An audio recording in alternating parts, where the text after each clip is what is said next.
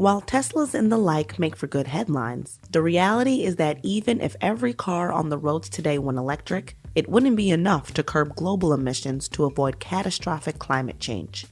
Greenhouse gas emissions from transportation account for about 29% of total U.S. greenhouse gas emissions. So what about the other 71%? Buildings across America burn fossil fuels to operate. What we want to do is make that all electric. Instead of burning oil and gas to give us the energy and electricity we need, we want to do 100% clean energy, all electric. We want to turn buildings into Teslas. Just like a Tesla or an electric vehicle is all electric with no fossil fuels, we want to do that with our buildings. And if we can do it in one building, we can do it in all buildings. And if we do it in all buildings, we'll reduce 30% of US greenhouse gas emissions. If such a reduction in emissions from buildings everywhere became a reality in the near future, the planet could potentially avoid the worst consequences of global warming.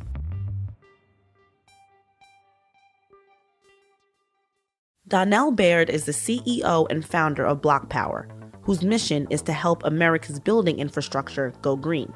We're a climate tech startup that turns buildings into Teslas. We rip out the fossil fuel equipment, heating, cooling, hot water equipment. We replace it with all electric equipment that makes buildings greener, healthier, and smarter all across America. We want every American to have a free, data-driven, clean energy recommendation for their building or their church or their school or their synagogue. So that's the first part. The second part is we got to help them raise the trillions of dollars that are going to be required to pay green construction firms to install clean energy equipment in every home and every building in America. We've been working with Goldman Sachs and Microsoft to develop a new financial product that allows us to finance or lease clean energy to all Americans, including the lowest income Americans. I started thinking about BlocPower, really, I was 22, 23 years old. I was a community organizer. I was trained by the same community organizing group that had trained Barack Obama. And I was walking around Brooklyn one freezing winter day. It must have been like 21 degrees Fahrenheit. And I looked around and all of the apartment buildings had their windows open. You could see the steam and the heat like pouring out of the windows because the giant apartment buildings and complexes were being overheated. And it reminded me of when I was a kid, we had to have our windows open in our apartment during the winter on very cold days because we did not have heat in our building. So we had to turn on the oven, open up the oven door, and then we had to open up a window to release carbon monoxide. In 2019, New York City passed the Climate Mobilization Act, a commitment to right their wrongs. Nearly 70% of New York's carbon emissions are from their buildings, and the city aims by 2030 to cut their pollution by 40%. Building owners who don't meet the reduction requirements will be faced with fines, a penalty of $268 per every assessed ton of carbon over the limit.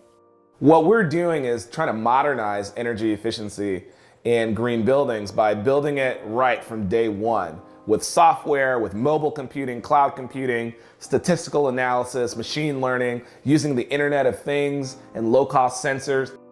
BlocPower purchases clean energy equipment, we hire green construction firms, and we project manage them to install green energy equipment in every building and every home. When a building owner first is interested in working with BlocPower, we have them fill out a 10-minute quiz or survey about how the energy equipment in their building currently works. Our software system collects the data from the form. We start to run an analysis of what kinds of clean energy recommendations make sense for that building. The building owner gets a report from us that tells them what kinds of mix of clean energy equipment makes sense for their building. While building owners may save money in the long run, the upfront investment in energy efficiency can be insurmountable for some.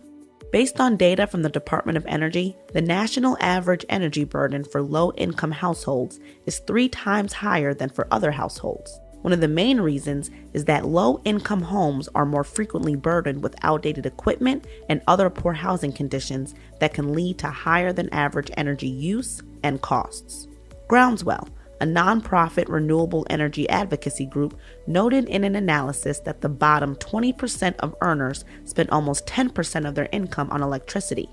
That's more than 7 times the portion of income that the top 20% pays. Most Americans don't have, $20,000, $50,000, $100,000 laying around to convert your building to make it all electric. But if we can stretch those payments out over time and make sure that the monthly payment is lower than what you're currently paying for oil or for gas, then that's an attractive option for saving money and saving the planet. This model is already being implemented in New York, Maryland, Colorado, and other states with incentive programs for solar panels, whereby low-interest loans allow homeowners to make monthly payments that are comparable and often less than typical electric bills. I think to date we've raised around $100 million. We have been really fortunate to have some world-class investors. Salesforce is an investor, Goldman Sachs, the American Family Life Insurance Corporation. But there's $4 trillion of projects to do. There's $4 trillion worth of buildings to decarbonize across America. I think the most important thing that we're doing is recently we were selected by the city of Ithaca to decarbonize the entire city, meaning every building, no fossil fuels. We have an 8-year timeline by which we have to decarbonize the entire city. So it's the first city in America and the first city in the world to fully decarbonize.